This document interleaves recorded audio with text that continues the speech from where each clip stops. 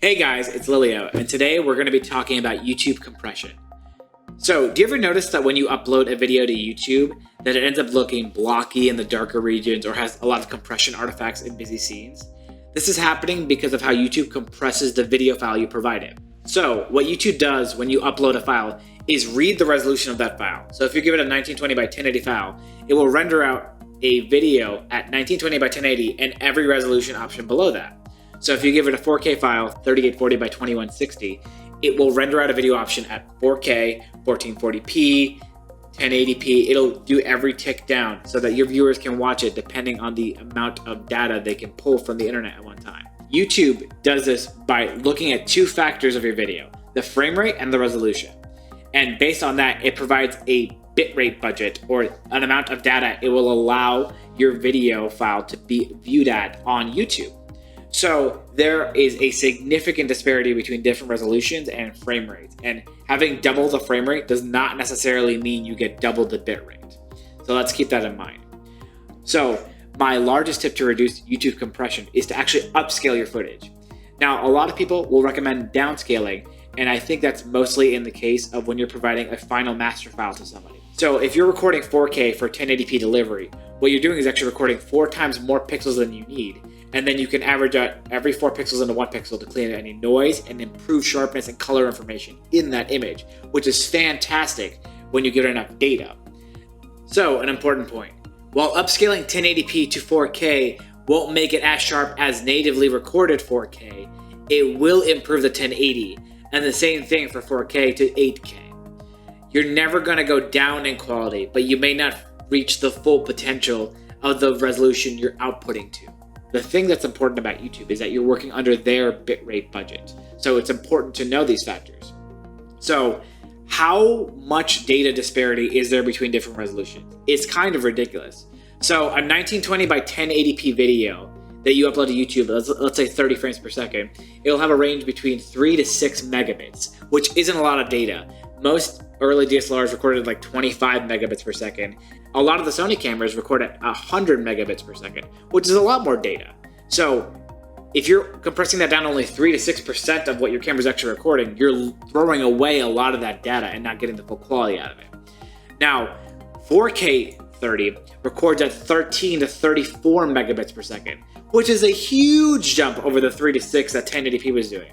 So if you're recording in 1080p, I highly recommend you upscale your footage to 4K. What this does is reduce the amount of compression artifacts in your footage because you have such a higher budget with basically the same number of pixels, and you'll get a smoother gradient in your image because it won't be compressed as much. The great thing about upscaling 1080p to 4K is that you can still do it inside the H.264 file container in DaVinci Resolve, the free version, and Adobe Premiere Pro. So when you're recording 4K and you want to actually get more of that bit rate that your camera is recording, I would actually recommend upscaling it to 8K. 8K is a great option. Not many cameras now record 8K. We have the Red cameras, of course. Then the newly announced Canon R5 records 8K, and the sensor's pretty much designed for that. But even that overheats. While many cameras don't record natively at this resolution, what we can do is take advantage of that resolution option. So let's say I'm recording a video at 24 frames per second, 4K, like I'm doing right now. What I'll do is, once I'm done editing the video, even on my 4K timeline or 1080p timeline, it'll actually read the master files and I can render that out at 8K. So when the video hits YouTube, YouTube will read it as an 8K video file and assign it a top option of 8K. Now, I don't know the actual exact bitrate for 8K as it's not listed here, but I know it is significantly higher than the 4K budget that they provide. Hi guys, Editing Lilio here. I did find a way to output H.264 as an 8K file. If you go here and change this to 7680 by 4320, you can output it, but only through software encoding. It will no longer let you use the NVENC hardware acceleration to output it. So if I go here, try to select it, it won't let me. And if I switch this back to the 5.2 profile that works with hardware encoding, then it no longer lets me do a higher resolution other than 3840 by 2160. So just keep that in mind.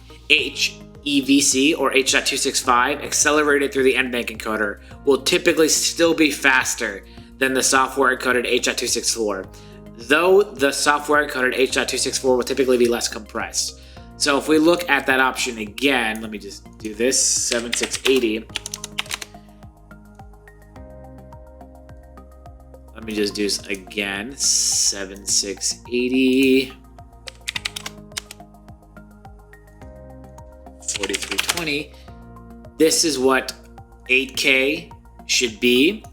Because you're doing software encoding, you can change a lot of these other parameters too, because you're doing all the work on the CPU. You can do 2-pass encoding then, you can do a pretty high bit rate, and that way it'll be less compressed in the end if you want to do that. HEVC is typically harder to work with if you're editing from it. H.264 is a little bit friendlier, but ProRes would still be the easiest files to work from when you're editing. Just a note. Thank you guys. So my recommendation is to take advantage of Adobe Premiere's newest integration of NVENC. If you have an NVIDIA graphics card, Gerald Dunn made a great video about it, and I'll link up to it right here so you can watch. Gerald is a fantastic YouTuber and does great coverage on a lot of these video topics.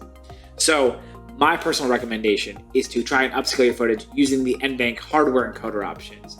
You can set it to VBR and try and maximize the bitrate so that the limitation isn't the actual encoding there.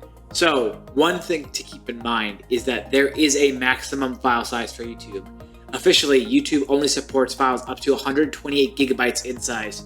So while you're trying to maximize the bitrate here, make sure that your file doesn't go over this, otherwise you can't upload it to YouTube at all. Especially if you're doing longer format stuff, this is something to definitely keep in mind. Try and get right up to that upper limit to maximize your quality, but make sure you're not passing it. Otherwise, this render is going to be completely useless. The NVENC will run circles around what your CPU can do. And I'm running a 3950X, a 16-core CPU overclocked to 4.2 gigahertz on all cores.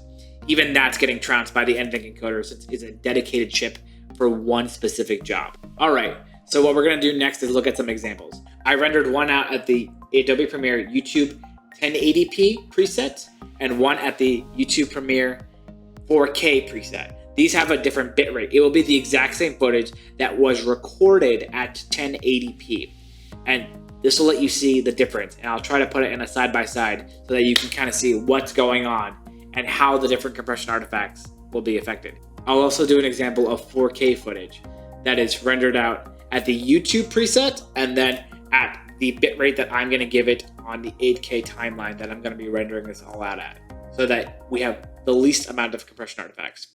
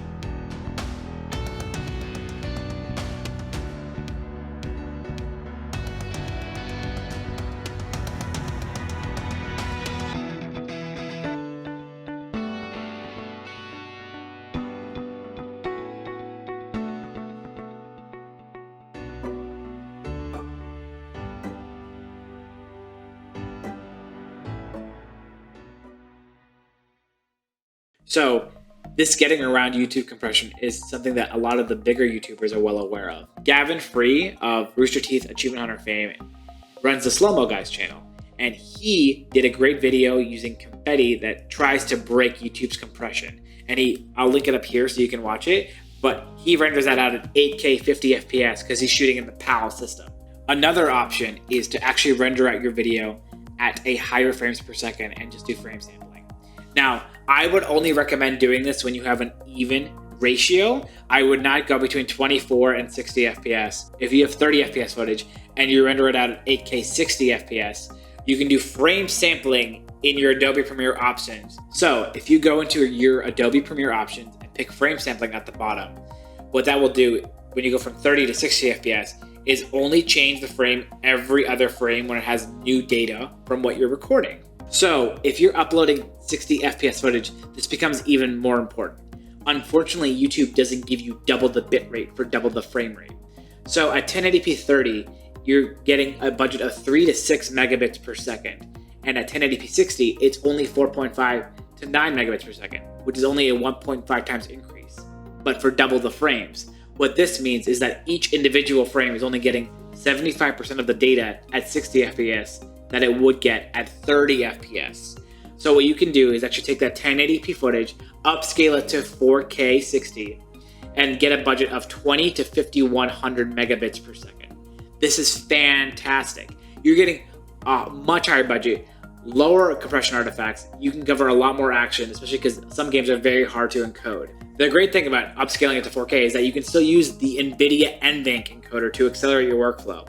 Obviously, rendering out at a higher resolution will take some more processing power, but the NVENC encoder update has really helped speed this up, especially for Adobe Premiere, which was notoriously slow. If you're one of the lucky people that's recording or gaming at 4K 60 FPS, I would even recommend upscaling your footage using NVENC to 8K 60. This will give you a much higher bitrate budget. I don't have hard numbers for that, but it'll make sure that you get as sharp of an image as you can from YouTube because it'll minimize the amount of compression it's actually doing to your footage. Yeah, so that's all you need to know. I highly recommend you watch Tom Scott's video on YouTube compression up here that I linked above. He does a great job talking about how the limited amount of bitrate will affect video quality, especially once it goes through YouTube. Hey guys, thank you so much for watching to the end of the video. If you guys could like and subscribe, that would really help me out. Please let me know what other topics you might be interested in me covering, and I'll see you around.